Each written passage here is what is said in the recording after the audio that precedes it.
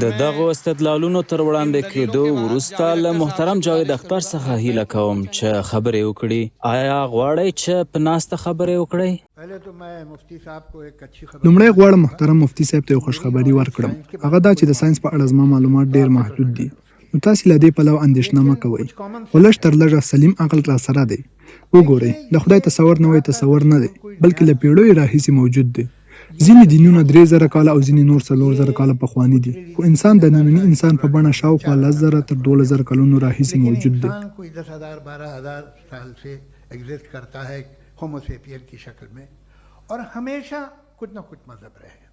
او تل د دین یو بڼه موجوده وه. دا د ناپوهانو دین نه و، دا د یوناني ټولنې دین و چې پکې ستر فیلسوفانه پیدا شوي دي. دا د مصریانو دین و چې اهرامونه یې جوړ کړل.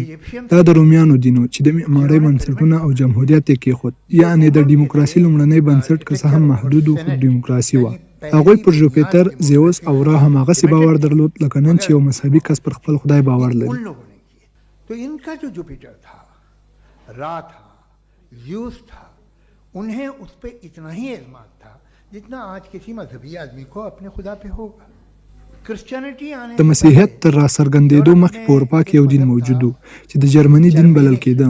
یو خدای یې درلود، یوه میرمن، 2 زامن او یوه لور. کله چې جرمني او اروپا ته عیسویت راغی، نو هغه خدای د هغه میرمن او ټول خاندان یې له منځه لاړ. तो वो खुदा, उसकी बीवी और पूरे खानदान चला गया. तो हमने अगर हम हिस्ट्री देखें तो खुदा जो है वो نو که تاریخ ته وګورو، خدای تل یو ژان او ازلي نه و، او هغه خلک چې پر هغه ایمان درلود، که ووایي چې هغوی ناپوه او په څه نه پوهېدل، دا سمه خبره نه ده. هغوی د خپل وخت ډېر توانمند کسانو، لوی کارونه یې کړي دي، فیلسوفانو، ساینسپوهانو. خو د هغوی دین چېرته لاړ؟ د هغوی خدای څه شو؟ उन्होंने बड़े बड़े काम किए हैं, फिलोसफर थे, साइंटिस्ट थे, लेकिन उनका मजहब कहाँ गया? उनके खुदा कहाँ गए? आज जो खुदा हैं दुनिया में, लोग उन्हें मानते हैं. आपको क्या मालूम कि هغه خدای چې نن خلک پرې باور لري، له کومه معلومه ده چې 100 کاله وروسته به څه حال ولري؟ اروپا ته وګورئ، کلیساوې تشې دي. د وخت په بدلېدو سره حالات هم بدلیږي. خو د ادیانو په اړه دا خبره شته چې ټول دینونه له تا یو شی غواړي: ایمان څه شی دی؟ د ایمان او باور ترمنځ توپیر څه دی؟ دا ډېره احمقانه خبره ده چې څوک وایي که خدای شته نو ماته یې وښیه.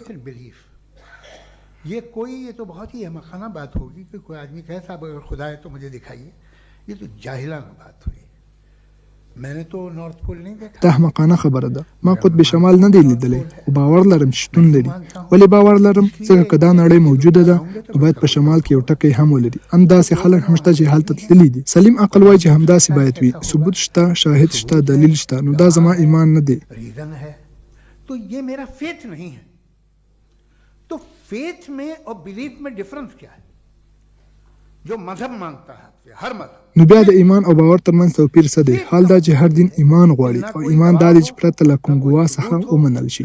کله ثبوت، عقلانیت او منطق پرته دا خبره ومني، نو همدا ایمان دی. मगर तुम एक बात को मानो, ये है फेथ, वरना बिलीफ होता. خو که چیرې کوم سند او ګواه موجود وای، نو بیا به م باور بالو.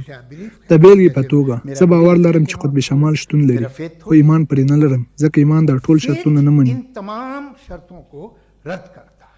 फिर स्टुपिडिटी क्या है? अगर بیا حماقت څه شی دی؟ که زه داسې یو خبره ومنم چې نه پکې منطق وي، نه عقلانیت، نه ثبوت او نه شاهد، نو دا حماقت دی. न कोई सबूत है और मैं उसे मानूं, तो ये स्टुपिडिटी हुई. इसे ही भाई कल को मैं यकीन कर लूं همداسې که سبا زه په یقین سره باور وکړم چې ایلان ماسک د ایکس مالک زما ورور دی، کیدای شي ډېر خوشحال هم شم او د ارامتیا احساس هم وکړم. که څوک راته ووایي ولې، د ورورولۍ کوم ثبوت لري؟ هغه امریکایي دی او ته هندی یې، د نژاد له پلوه هم جلا یاست. تا خو هغه هېڅکله نه دی لیدلی. خو زه ووایم ښاغلیه، دا زما ایمان دی، په دې اړه خبرې مه کوئ. د ایمان معنا دا ده چې ته یې نشي ثابتولی. که وکولی شي چې ثابت یې کړې، نو بیا ایمان ته اړتیا نشته. هغه وخت بیا خبرې کوه او هر څومره چې غواړې بحث وکړه. په پایله کې د نړۍ هر دین د ایمان پر بنسټ ولاړ دی، او ایمان هغه یقین دی چې نه سند لري، نه شاهد او نه منطق.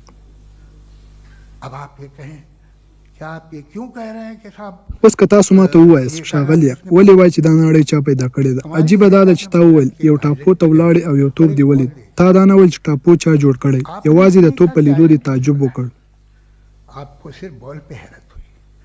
زه د ټاپو په لیدو تعجب نه کوم ځکه ټاپوګان شتون لري. همداسې دا ستوري او کهکشانونه د ټول ټاپوګان دي، د فضا ټاپوګان. موږ دا حل شوي ګڼو او نه پوښتو چې چا جوړ کړي دي، لکه څنګه چې تا د ټاپو په اړه ونه پوښتل چې چا جوړ کړي.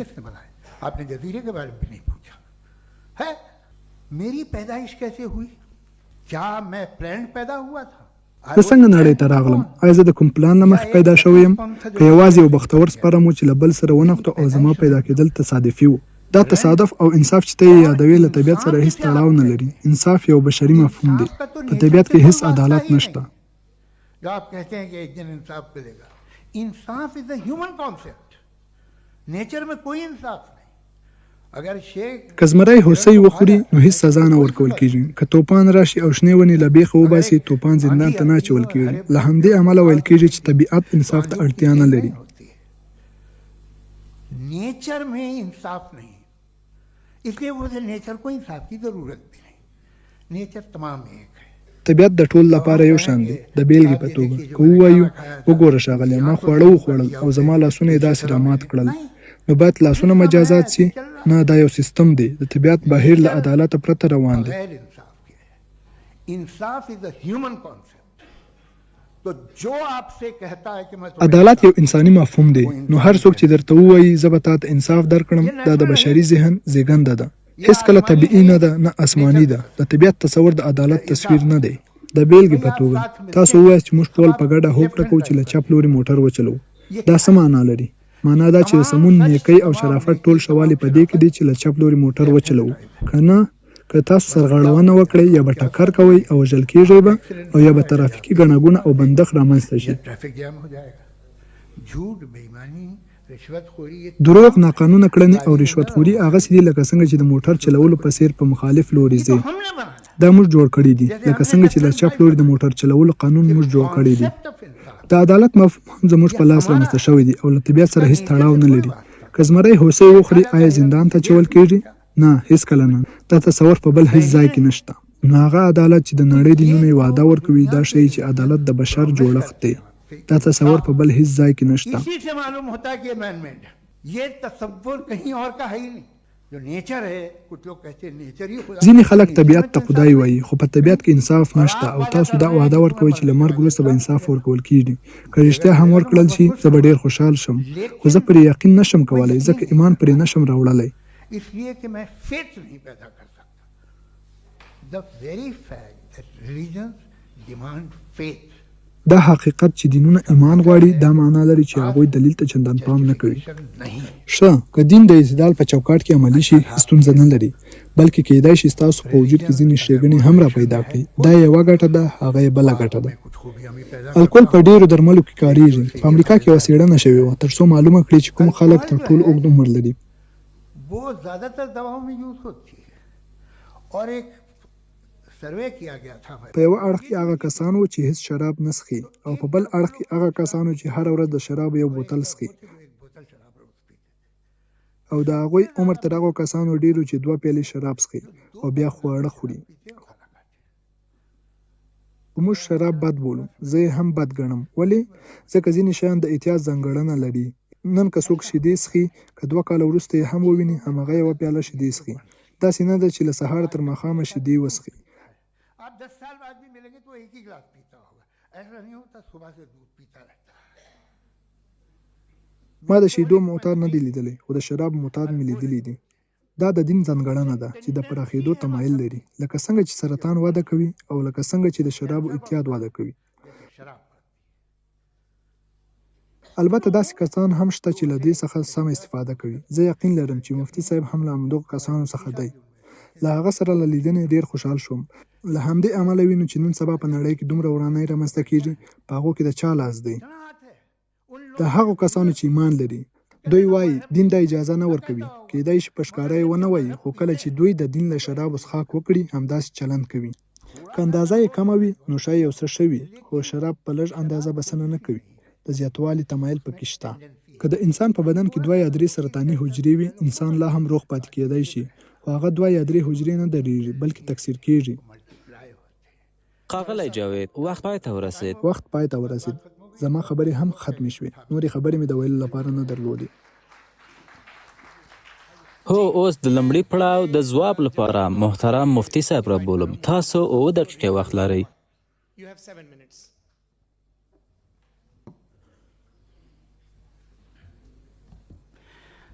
ښاغلی جاوید له تاسو ډیره مننه.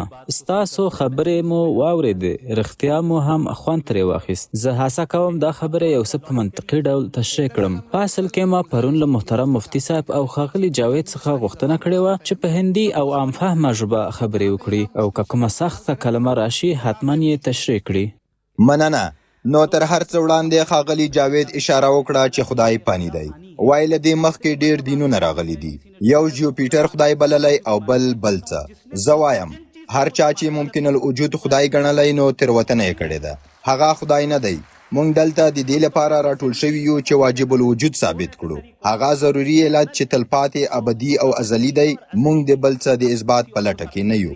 دوهم دا چې هغه د ایمان او باور خبره وکړه. هغه چې د ایمان په اړه کوم تعریف وړاندې کړ د دوی خپل تعریف نه دی. بخښنه غواړم. بلکې دا خبره د لومړي ځل لپاره ریچارډ ډاوکینز مطرح کړې ده. زه پوهیږم چې دا سرچینه له کومه راغلې ده. ښاغلیه د پوهنې له مخې د ایمان او باور ترمنځ توپیر په دې ډول نشي کېدی. ایمان هم سم کېدی شي او هم ناسم. باور هم سم کېدی شي او هم ناسم. هغه ایمان چې د منطق، دلیل او شواهدو ملاتړ له ځانه سره لري نو سم ایمان دی. او هغه ایمان چې تاسو یې یادونه کوئ چې غیر منطقي دی نو په دې برخه کې موږ سره موافق یو. هغه ایمان چې منطق او شواهد ونه لري موږ یې نه منو. موږ پر هغه ایمان باور لرو چې د منطق او شواهدو ملاتړ له ځانه سره ولري.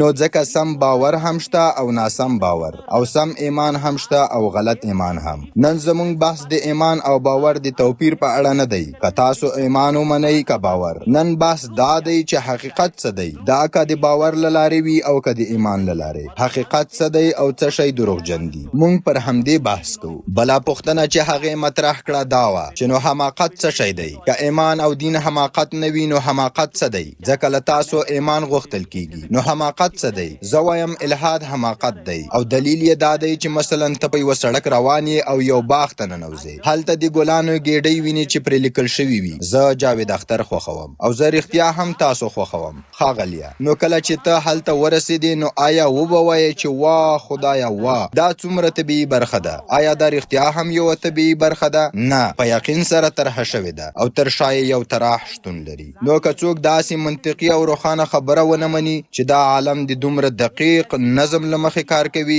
او بیا ووایو چې دا په خپله له کوم لامل پرته پیدا شوی، نو زما په آن له دې بل ستر حماقت نشته. دا خبره غیر منطقي ده. وروسته ښاغلي جاوید وویل چې تاسو پر توپ تمرکز وکړ خو پر ټاپو مو تمرکز ونه کړ. ښاغلیه، زه د توپ مثال ځکه راوړم چې تشریح یې کړم ټاپو چا پیدا کړی دی. توپ هم او ټاپو هم دواړه ممکن الوجود دي او دواړه واجب الوجود ته اړتیا لري. هغه دا هم وویل چې په طبیعت کې عدالت نشته. مونږ یې په خپله ټاکو چې اخلاق څه دي او عدالت څه شی دی. لکه دا چې مونږ د موټر د چلولو او ترافیکي قوانین ټاکلي دي، دا خدای نه دي ټاکلي.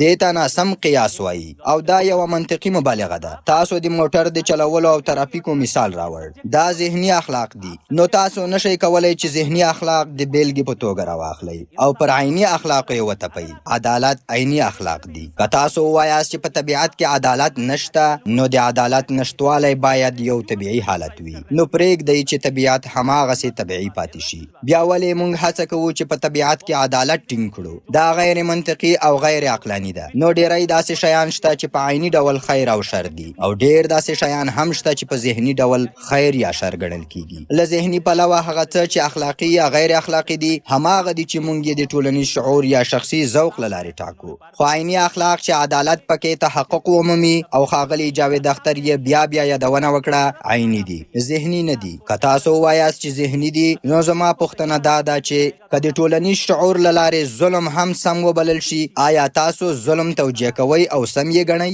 هغه دا هم وویل چې که 2 پیالې شراب وڅښل شي احتیاط پرې زیاتیږي، او د دین په اړه یې هم دا وویل چې که 2 پیالې ترې وڅښې احتیاط پرې زیاتیږي. نو دا داسې مثال دی چې هر ځای یې کارولی شئ. مونږ کولی شو دا مثال د الحاد په اړه هم وکاروو. که تاسو د الحاد 2 پیالې وڅښئ احتیاط به پرې زیات شي او پایله به یې د شمالي کوریا په څېر حالت وي. مننه.